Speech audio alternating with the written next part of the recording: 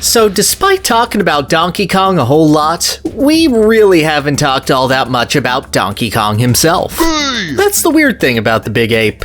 Everyone likes him, he's very funny. You know it. But he's one of the most perfunctory elements of his series. Uh-oh. Donkey Kong is the template from which all other characters spawn from in the DK series.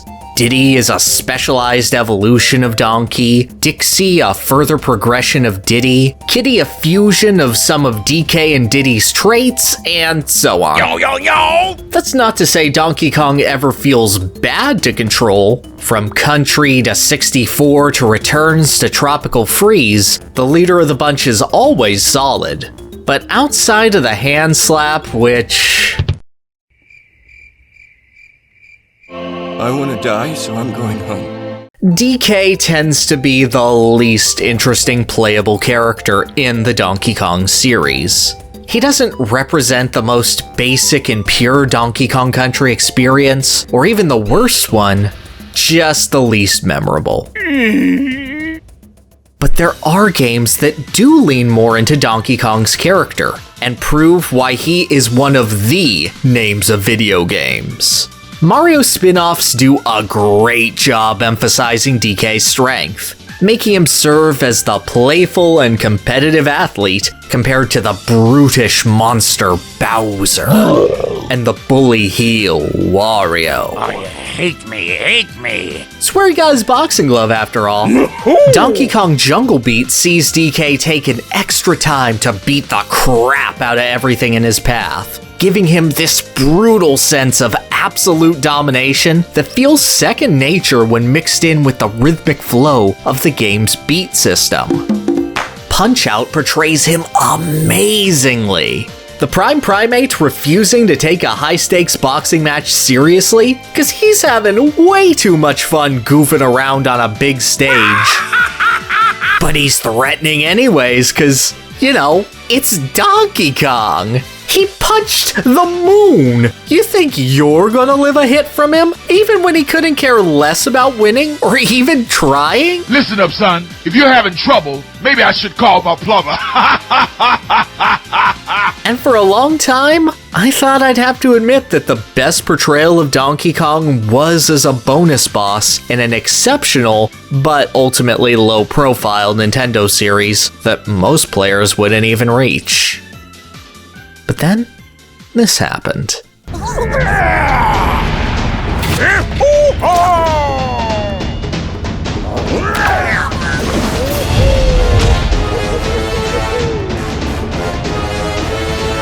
As unassuming as Mario plus Rabbids' Donkey Kong adventure is, damn is it an incredibly well-made and fun time. Turn-based tactical RPG isn't exactly the first genre one would expect Donkey Kong to land in. But not only does he feel great to play, this is one of the most celebratory, loving, and in-character appearances Donkey Kong has had in decades. Donkey Kong doesn't just feel like other playable characters in Mario plus Rabbids, vulnerable as they sneak out of cover for a quick kick, only to duck back in for an opportunistic shot to whittle down a single target. He feels like a playable boss character. DK is a tank, able to take a ton of punishment and dish out just as much. His signature hand slap ability is a multi-hitting area of effect attack, demolishing anyone and any defensive walls around DK up to 4 spaces away. Focus on one target? No thank you. DK will wipe out your entire army in a single jam session. Which, okay, that's cool. But when are enemies gonna be all bunched up like that, realistically? Well, thank you very much for asking, Strawman viewer, because that's where DK's magnet groove comes in. The bodacious beast busting out his signature bongos to lure in enemies with a jungle beat, moving right into Pound Town for DK to follow up with his earth-shattering strikes. Oh, but DK isn't just a close-range specialist. No matter where you lurk, the King of Kongs has his eye on you. Not only does he have the XCOM standard auto-shoot the enemy if they move in his line of sight thing, but he combos it with his Banana Ring, a weapon that can easily swoop around and hit multiple targets in its range. And every single one of DK's Banana Rings has either a bounce or incendiary second effect, knocking enemies out of hiding spaces or setting them on fire to helplessly run into the middle of the battlefield. Donkey Kong's strength is reflected in his ability to not just defeat one opponent, but to mess up an entire horde of them simultaneously and ruin their ability to resist. But what really sells DK, what pushes him over the edge as a playable character, is his basic movement. Most characters in Mario plus Rabbids have an ability called the Team Jump, letting them bounce off of allies in order to gain a movement boost, and maybe touch down on some unsuspecting Rabbids' heads. Donkey Kong completely lacks this ability, replacing it with his own unique movement tech, the Grab and Launch. If Donkey Kong comes across anything while he's walking around, as long as it's not too big for him to reasonably get his paws around, he'll scoop it up and take it for a ride. Translating his Smash Cargo Throw directly into turn-based strategy. After finishing his movement, DK will then launch anyone he's scooped up to 6 spaces away, damaging any enemies in the crash radius of whatever he tossed, including the baddie he hurled at him. Oh, but he isn't just grabbing enemies. Allies, special pieces of terrain like explosive boxes, even pieces of cover. If you think a giant ape could grab it, Donkey Kong is gonna toss it, taking an enemy's own defensive fortifications and beating them up with it. But this ability obviously costs DK some mobility. He's missing out on the most basic element of movement that separates the Mario Scrimblows from your average SRPG McSword guys in the Team Jump. And yeah, that's true. Because DK isn't a Mario character, he's got a whole new dimension of movement opened up to him. I'm a whole different game from Mario. Exclusively used by Donkey Kong, dandelions float around battlegrounds, directly inspired by Donkey Kong 64's Hellavines. These launch DK forward over huge gaps and grant him additional movement upon landing, letting him cruise across entire war zones back and forth, as long as he maintains his momentum. This means that not only did they translate the vine-swinging, momentum-based movement of Donkey Kong Country into a turn-based strategy game, not only does this compensate for Donkey Kong's short-range focus and lack of team jump, but he can kidnap enemies, take them home, and beat them up, making him a better grappler here than in Smash Brothers. They translated all of Donkey Kong's gameplay aspects, all of his roles, from platforming hero to close-range brute, to strongman to boss to rhythm game all-star, and made it into a cohesive moveset that not only feels good to play, it feels empowering. You cannot run from Donkey Kong. You cannot hide from Donkey Kong. He will find you, and he will beat ya. After years of having DK feel like just another part of the cast, making him exceptional may sound incredible, but it's not even the best part.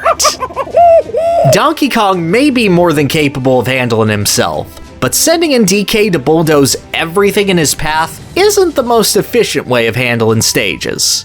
DK isn't just a brute of endless strength. He's a protector, the head of his clan and defender of nature, and works best as the head of a team. The Prime Primate is always flanked by his 2 comrades, Rabbid Peach and Rabbid Cranky, who aren't as strong as Kong, but can use their own unique abilities to make the most out of any situation. Rabbid Peach is a support unit, giving the group their only means of healing with an area of effect pulse, reducing damage to herself with a shield, and otherwise looking to stay away from the fight, taking pot shots and sending out sentries to deal with foes. Obviously, her going in for the big heal and DK tossing her to safety lets the pint-sized princess continue staying alive, which is good for everyone continuing to stay alive in the long run, and is a luxury not afforded to her by the regular kingdom battle. Oh, DK might not be able to carry his team when it comes to healing, but I can carry you. but while that's a great defensive play, it pales in comparison to the sheer offensive nonsense of Rabid Cranky. Obviously. Anytime that the old-timer is launched into the air via DK's toss or a team jump, he'll shoot a spread of exploding crossbow bolts at anything around his impact zone. If DK throws Cranky, then Cranky launches off of DK, and then Cranky takes his regular attack, you get 3 attacks out of your highest damage dealer for the price of 1. And Rabid Cranky's crossbow bolts all either heal him on hit or can blind foes. And they let him safely trigger hazardous blocks that can freeze, burn, or whatever opponents, especially if he's tossed into the air. Too easy. DK enables everyone on his team to function at their fullest, being both the lifeline that keeps his healer out of danger and the combo extender to melt bosses with his glass cannon. He is Donkey Kong Country's team-up mechanic personified. And considering he didn't even have that ability in DKC1, this goes such a long way in establishing his character. For the first time, in not just status, but in spirit, Donkey Kong is the leader of the bunch. I could go on and on about how good Donkey Kong Adventure is. From having weapons that are all modeled after the first game's animal buddies, to Grant Kirkhope's beautiful remixes of Donkey Kong's hits, to the way that each level is designed around the 3 playable characters rather than a cavalcade of possible team combinations, letting them tighten up the level design and really focus on how to test them, to Beepo. Beepo's great. But what it does for Donkey Kong is truly something special. The Big Ape has been one of my favorite characters for a very, very long time. But articulating exactly why without a huge veneer of nostalgia has been difficult. But this is why I love Donkey Kong. Unmatched momentum leading to absolute domination of your foes, complete mastery of terrain, but still requiring skillful execution, a fun-loving and laid-back exterior who'd never take himself too seriously, a celebration and defender of the natural world around him, and a strong centerpiece who lets all of the vibrant and hilarious personalities around him flourish. Everything that Donkey Kong is so perfectly encapsulated in this design. And if I could get even one more person who loves DK that might have passed this game by to check it out, do it.